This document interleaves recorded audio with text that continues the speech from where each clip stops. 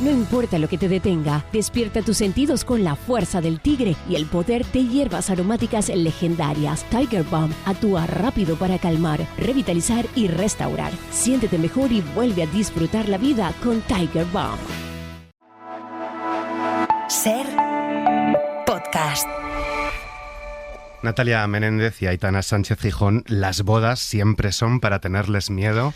Bienvenidas a La Hora Extra. Muchas gracias. Muchas gracias. ¿Qué sentís cuando os invitan a una boda? ¿Hay ilusión? ¿Da pereza? ¿Es un compromiso? Yo pienso, pobrecitos, con lo felices que son ahora. No saben lo que les espera, ¿no? Sí. Yo no sé qué pensar. Pero cuando veo una boda, a mí me gusta ver el amor. Y entonces, si veo una boda donde las personas están enamoradas, pues lo celebro muchísimo. Mantenemos la fe, vale. Sí. Las bodas siempre son para tenerles miedo, es lo que dice Raimunda, interpretada por Aitana, casi al comienzo de Malquerida, adaptación de la obra de Jacinto Benavente, que firman Juan Carlos Rubio y Natalia, que además dirige, estreno el 13 de marzo en el Teatro Español, aunque ya hemos podido disfrutarla en el Centro Cultural Paco Raval, en Madrid. ¿Qué sensaciones tenéis a pocos días del estreno y cuándo trasladáis todo ese decorado al español? Pues estamos todavía, nos sentimos muy en capilla los actores, por lo menos. O sea, el trabajo está hecho, llevamos trabajando además con comodidad y con disfrute casi 2 meses. No siento que lleguemos justos como otras veces que sí he sentido que, oh Dios mío, esto no está para estrenar. Yo creo que sí, que estamos para estrenar, pero esas primeras reacciones, ese primer público que viene, esos ojos nuevos, son por un lado muy necesarios y muy excitantes, pero por otro lado a mí me entra un nervio, que tengo un revoltijo en las tripas que no te puedo explicar. La directora, ¿estáis para estrenar? Sí, estamos para estrenar, claro que sí. Pero al tiempo, como no quiero desprenderme tan rápido, porque ahora es cuando me entran los abismos de la soledad, pienso en todo lo que me queda por hacer hasta el viernes 13, con lo cual tengo un listado bastante interesante. Feliz 8 de marzo a las 2, un día para celebrar, para reivindicar. También ha sido un año, 2 meses llevamos bastante trágico en España en cuanto a feminicidios y violencias machistas. ¿Cómo llegamos a este 8M, vosotras que sois mujeres creadoras, libres, independientes? Bueno, yo celebrando lo conseguido, pero también con la alarma muy encendida, visto no solo lo que pasa en nuestro país, sino en el mundo entero, como estas corrientes reaccionarias que están haciendo que retrocedamos en general en derechos en muchos lugares y otros que en realidad no los han tenido nunca, ¿no? Pienso en las mujeres de Afganistán, pienso en las mujeres de Irán. Bueno, en fin, creo que no hay que dar por sentado ningún logro, ninguna conquista, y hay que defenderlas con uñas y dientes siempre. Yo me siento como una trapecista sin red, entonces siento que realmente el equilibrio es muy frágil y que hay que estar muy, concuerdo con Aitana, hay que estar muy, muy al tanto. Y hay que cuidar mucho, mucho a la mujer, mucho. Siento que se han logrado cosas, pero de sentido común. No hemos logrado mucho más allá. Y ya las de sentido común están a punto de estar en ese equilibrio, desequilibrio. Creo que no hay que dar nada por sentado. Qué importante también la labor de la producción en las artes escénicas y de las mujeres productoras, que es menos visible o menos reconocida, ¿no? Aquí la productora es Mónica Regueiro. ¿Cómo se ha gestado esta constelación de mujeres? Pues la verdad que le ofrecimos Juan Carlos y yo a participar. Al principio ella no estaba sola, pero por cuestiones de otro orden, de pronto se vio asumiendo sola esta producción. Me decía, la primera vez que sola y 8 personajes, ¿no? Y le decía, lo mejor, un clásico, Benavente, Aitana, un elenco formidable, unos creadores fantásticos, lo mejor, así, a lo grande, hay que hacerlo a lo grande. Y ha tenido las narices y creo que tiene, sobre todo creo que que se conmueve, que el teatro realmente le toca, que no es una panadera de esas que hace panes industriales. Ella hace un pan artesanal. Dices que precisamente por el centenario del Nobel de Literatura de Benavente estuviste releyendo, revisitando algunas de sus obras, descubriendo nuevas cosas. Que descubriste en general de su literatura y en particular que te conmovió de La Malquerida? Sí, bueno, descubrí un premio Nobel, que no es una casualidad. Me refiero que descubrí a alguien con una capacidad, un don de la palabra, una sabiduría, como hilar. Luego una fantasía, porque está abrazando el simbolismo, saliendo de una etapa de final del 19, etcétera, ¿no? Entonces, las obras de teatro cortas son muy divertidas, pero hay que revisitarlas todas, pero tienen mucha gracia y tienen algo que me parece que sería muy interesante para cine, para cualquier... No sé, a mí me despertaba un montón de cosas, pero claro, yo Malquerida la había visto, probablemente la había leído en el cole, de eso no me acordaba, pero sí la había visto. A mí eso sí me marcó profundamente, la vi 2 veces. Nuestro montaje, lo viste 2 veces, sí. Eso no lo sabía. 2 veces, sí, porque entonces en el español entrabas con el carnet de la RESAD y podías ver cuantas veces quisieras las obras, ¿no? Por suerte. Y entonces me acuerdo que yo la vi además cambiando de lugar para verlo mejor. Y a mí me tocó profundamente. No sabía qué era lo que me tocaba, pero ahora, ya de mayor, sí que he sentido ese pulso de la tragedia, de la raíz, de lo innombrable, de las pasiones que son tan primarias, tan desbocadas, que tal vez haya que hablar de ellas no tanto para alabarlas, sino para mostrarlas, para ponerlas sobre la mesa y tal vez reflexionar sobre ellas y ver qué pasa cuando sucede esto, ¿no? Pero me gusta que no se dogmatice o que tampoco se quiera como decir, esto está muy mal. No, se pone sobre la mesa y ustedes verán lo que hacen con ello, ¿no? Y eso, me gustaban los personajes, me gustaban los viajes iniciáticos hacia la luz, hacia la oscuridad que hay en diferentes momentos.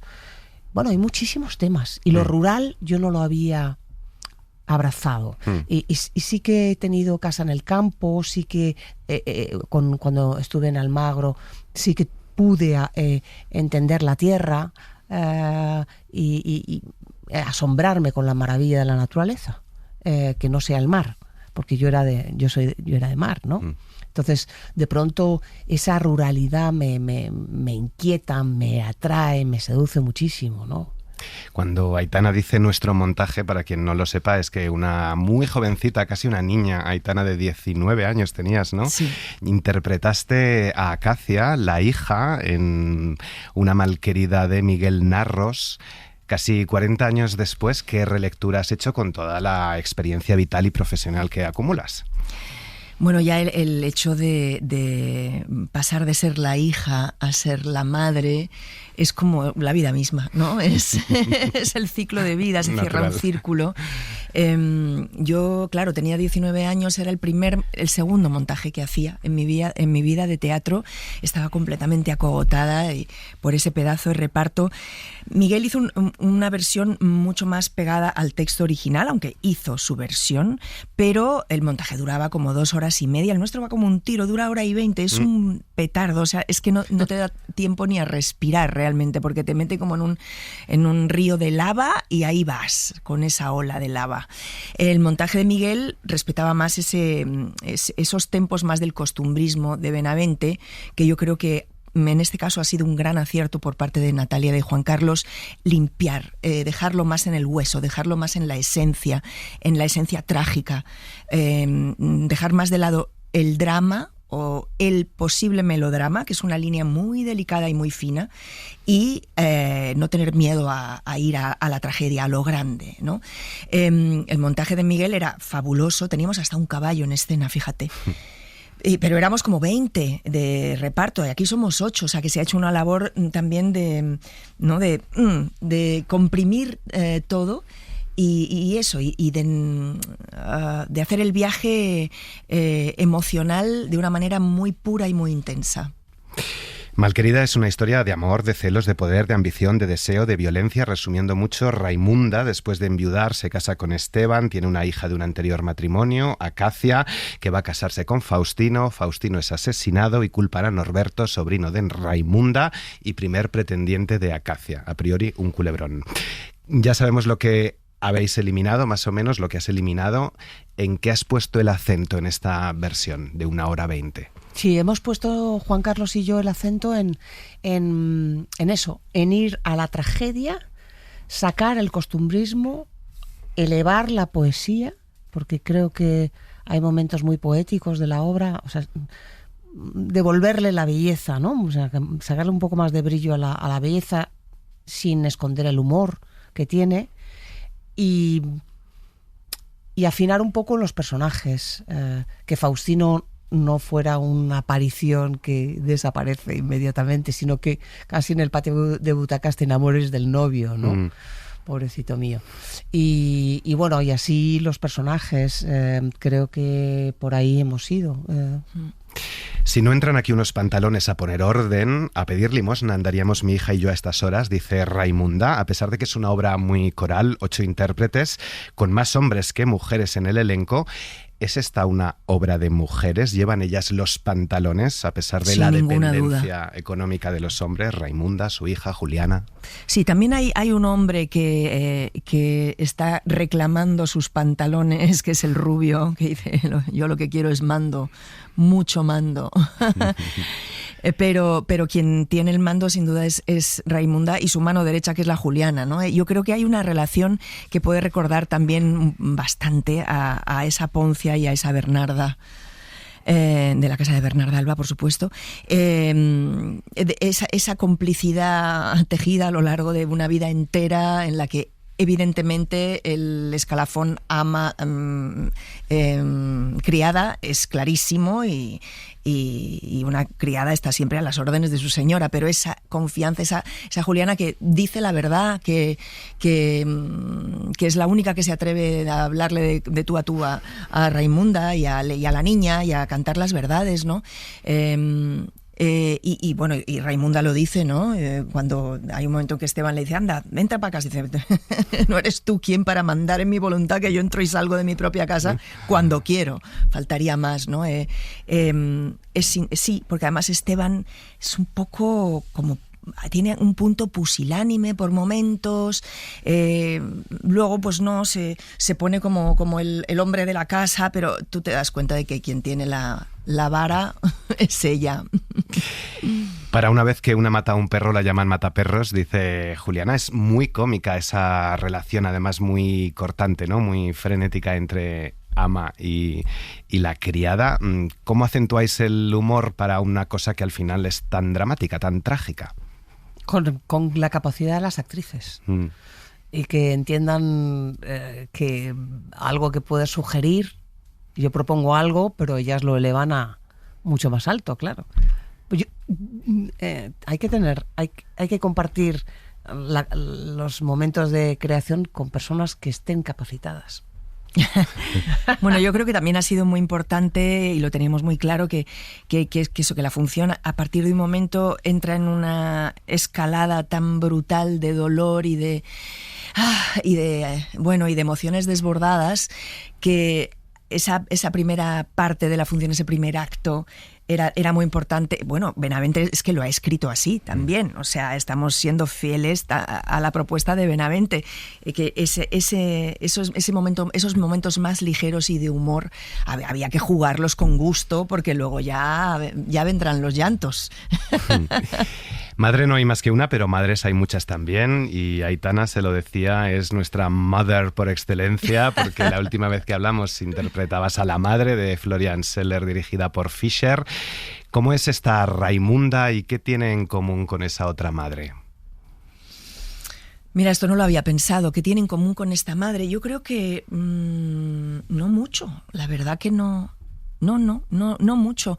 Al contrario, yo creo que ella es una mujer que, como bien has explicado, enviuda en un momento determinado. Es cosa que se cuenta en nuestra función, no se ve, pero se cuenta. Y que se enamora perdidamente de este hombre y se casa con él, teniendo ya una hija de ese matrimonio anterior, y es una mujer que vive ese amor. Bueno, ahora que lo pienso, claro que tiene que ver. Claro que tiene que ver, porque claro, en realidad son amores un poco sostenidos sobre una ficción, ¿no? O sea, sí, es querer por voluntad, creerte que estás en una historia de amor ideal, pero en el fondo no lo es en absoluto, ¿no? Lo que pasa es que la madre de Florian Zeller ya está en esa decepción. Cuando empieza la función está ya hastiada, reventada, no puede más y está escupiendo sapos y culebras por la boca. Y sin embargo, lo que hace el espectador en Malquerida, que le hemos quitado el artículo, le han quitado el artículo, la directora y Juan Carlos, es que el espectador va descubriendo, va viviendo esa verdad que se va revelando a medida que la descubre Raimunda. Es una obra también que aborda también la maternidad, ¿no? Porque algo que me llamó mucho la atención, claro, es entendible, no hay nada peor que te quiten a un hijo, que te maten a un hijo, pero cuando asesinan a Faustino, lo primero que piensa Raimunda es esa madre a la que le han matado un hijo, esa madre, ¿no? Tiene mucho peso el poder de la maternidad aquí. Sí, la tiene porque además nos recuerda a las tragedias griegas, ¿no? Ahí de pronto está Hécuba, ahí estamos reviviendo todas esas madres, ¿no? La sangre y los lazos familiares aprietan, aunque uno se resista. ¿Qué nos dice este texto sobre las familias, los lazos familiares y sus secretos? Bueno, sin duda, yo creo que ahí está. La familia es el refugio y el infierno, ¿no? Todo al mismo tiempo.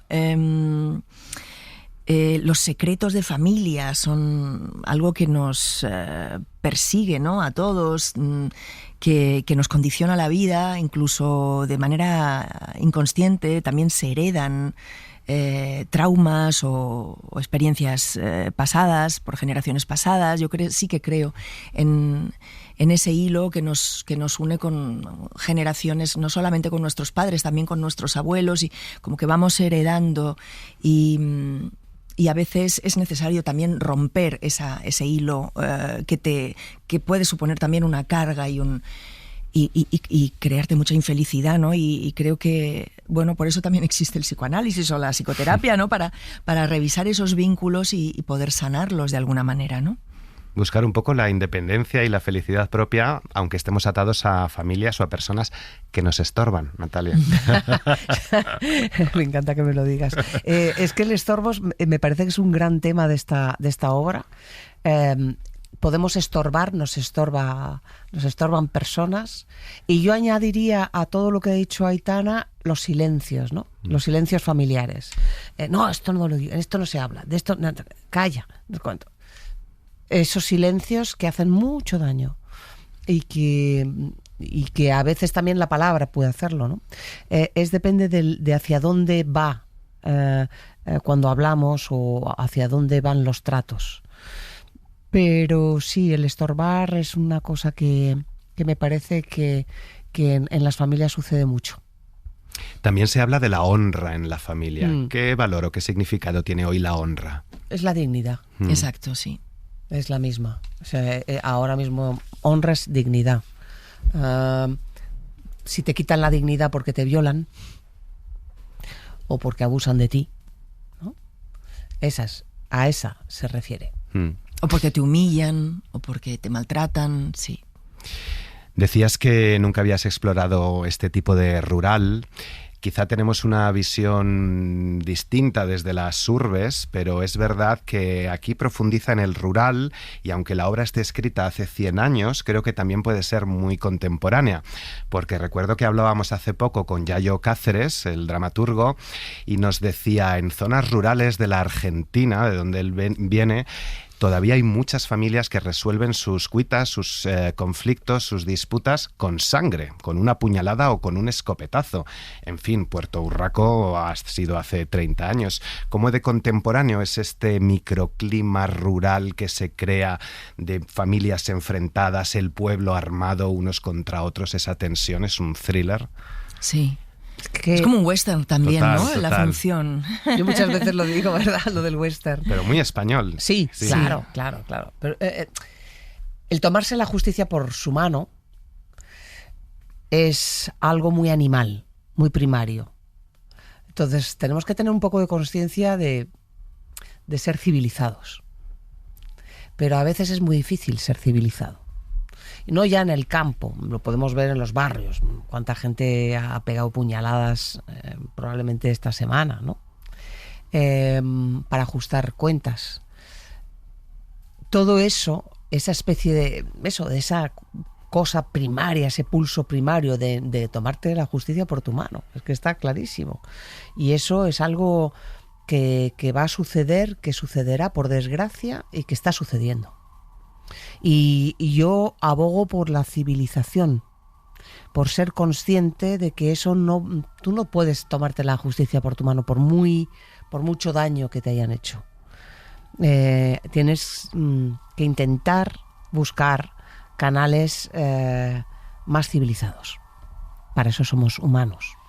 Claro, no creo que no hago un spoiler si digo que es que la justicia deja, por lo menos en un principio, libre a Norberto y nadie lo puede entender, y entonces en este mundo no hay más justicia que la que cada uno toma por su mano, dice Eusebio.